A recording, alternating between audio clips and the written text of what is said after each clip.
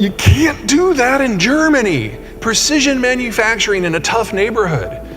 And not only do they bring in the natural gas to generate power, that's not its primary use. Its primary use is for petrochemicals.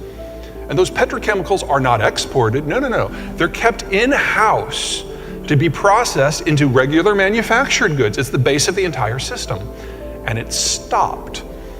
Now they have replaced that 40% with 7 different marginal suppliers. And so prices are 6 and 7 times, as a rule, of what they were before the war. Now, if you've been following the news there recently, they're having a freakish heat wave in Germany too. It hit 50 degrees on New Year's in Berlin, which is like 185 billion degrees above normal. And so they're not using a lot of natural gas right now, and prices are really under control. But that's what it took. They shut down their industrial usage of the stuff. They halved their electricity generation. And it took a freak heat wave for them to get things back under control. And in order to do that, they only had to pay 7 times market price for the natural gas. Can you imagine what happens with a cold snap?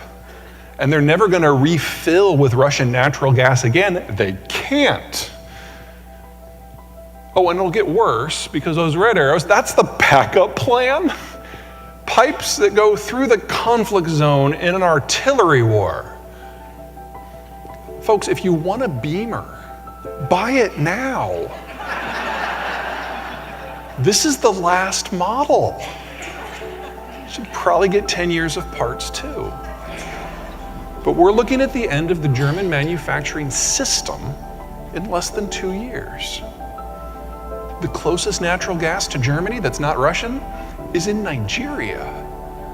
That's a 15-year program at least to get it online in there. All right. Oh, this is fun.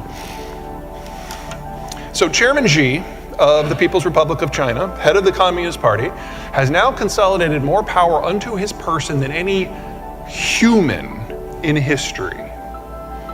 More than Caligula of Rome, more than the Kim dynasty in North Korea, more than anyone at any time in any place.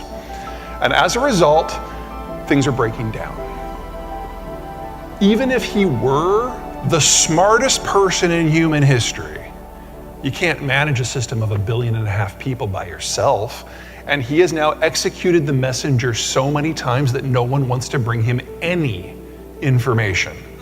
Not information that they think will piss him off, any information, because they don't know the status of the voices in his head, and they don't know what will trip him. So, great example. You guys remember last February? February before last? Sorry, New Year's, everything's fuzzy. February of 2021. The Chinese were experiencing rolling black and brownouts. Best guess is that Xi didn't find out until September. You know who told him? Joe Biden. On a phone call. It just came up in conversation. Now, we're in the South. I'm gonna guess that there's some fairly well-formed opinions about Uncle Joe in this room. But do any of us know anyone who thinks of Uncle Joe as a source of breaking news?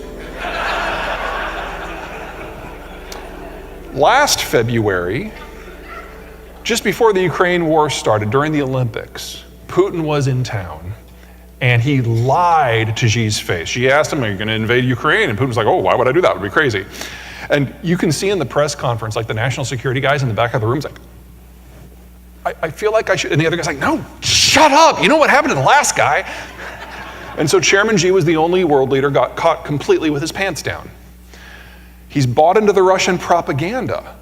And so he doesn't probably realize that they're about to lose a lot of Russian crude because of what's going on in the West with the sanctions.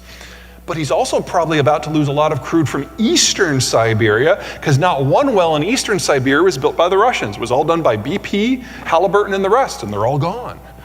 We've never had this sort of technical pullback from an oil project anywhere in modern history. We don't know how long the Russians can keep this going, but since you can see the accidents from orbit, I'm gonna guess not all that long. They're buying their own propaganda. Oh, let's talk about COVID, that's fun. Whee! Okay, I'm gonna guess that we have been exposed in our personal and our professional lives to a diversity of thoughts on COVID. And I think most of them can roughly go into one of two buckets. So bucket one, natural immunity is the way out of this.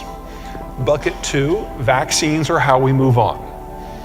But I think if we're all being really honest with ourselves, not each other, not with me, with ourselves, at home, in the dark, with the doors locked and the blinds pulled, alone, we will admit that there's some points on the other side of the discussion that are worth considering. Is that fair? Can't have that conversation in China. And not simply because it's an information-controlled area. The CCP was successful at keeping COVID out of the general population. No one has natural immunity. And every country that has tried the Chinese vaccine has sent it back because it doesn't work.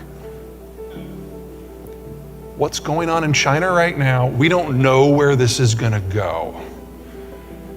But we have never seen a population so big and so unprepared subjected to something like this ever.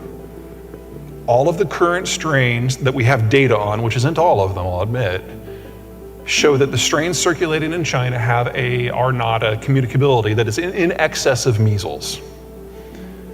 And two of the strains, the ones that we think are dominant, were only identified about 2.5, 3 months ago. And it usually takes about 6 months of data before you really get an idea about fatality and communicability. So we're not gonna have that data for a while. In fact, it's gonna be longer than it sounds like, because the Chinese have gone from collecting data and lying about it. So in all of December, 12 people in China died of COVID. Yeah, right. It's like the last day they collected data, only 6,000 people out of 1.5 billion caught the thing. Right. Anyway, they've gone from collecting data and lying about it to just not collecting data at all. Because what we're seeing is a breakdown of decision making. Remember, one-man government, dictatorship. All policies start and end with the chairman. And if there's no direct guidance from him, you either run on cult of personality decision making, you do what you think he wants, and that's how they start going out and disinfecting airport runways. Or you do nothing. So we may never know how many people die here. The lowest realistic estimate I've seen is 1.5 million. But that assumes that the healthcare system doesn't break down. And we know that their fever clinics, which are their traditional first line of defense, have mostly closed because they can't find staff that don't have COVID. We don't know. And it's not gonna stay limited to health. Here in the United States, we've got a diversified democratic system. We've got local government and state government and federal government. We have academia and business and civic organizations. And if one stumbles, the whole system doesn't fall apart because the others are still there, giving legitimacy and decision-making power overall. And so if some idiot glues their hand to a painting, or a bunch of housewives when curlers start screaming, "Let's go Brandon" at a food mall, our civilization doesn't end. But everything in China is one guy.